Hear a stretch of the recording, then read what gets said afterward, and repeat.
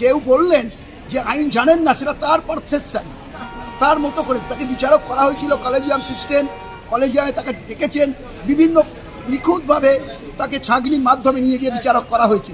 তিনি আইন জানেন না, এই কথাটা বলা ওই যে আমার পক্ষে রায় গেল না তাই।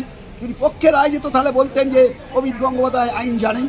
আজকেও মুখ্যমন্ত্রী এসব কথা বলেছেন, বিচার ব্যবস্থাকে মানা না মানা, বিচার ব্যবস্থাকে মানি, এই রায় মানতে পারছি না। মানবিক কারণটা কি? উল্টো দিকটা দেখুন তো, যারা লেখাপড়া অত্যাধিক লেখাপড়া অত্যাধিক ভালো, যারা পরীক্ষা যত্ন সহকারে পরীক্ষা দিয়েছে, যারা অনেক দেশি মার্কস ক্যারি করতে পারত, তাদের তো বাদ দিয়ে তাদের দিকটা কোথায় যাবে? সেই অমানবিক দিকটা কোথায়? সেটাও তো অমানবিক।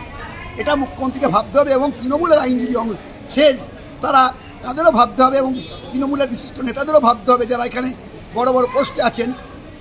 সরকারকেও ভাবতে হবে যে একটা দীর্ঘ প্রক্রিয়ার মাধ্যমে এই রায় এসছে। এটা শুধুমাত্র একজন বিচারপতি নয়, অভিজিৎ গঙ্গোপাধ্যায়, পরে ডিভিশন বেঞ্চ, দুজন বিচারপতি, পরবর্তীকালে সুপ্রিম কোর্ট। অতএব এখানে এই রায় নিখুঁত রায়, এই রায়কে আমরা অভিনন্দন জানাচ্ছি।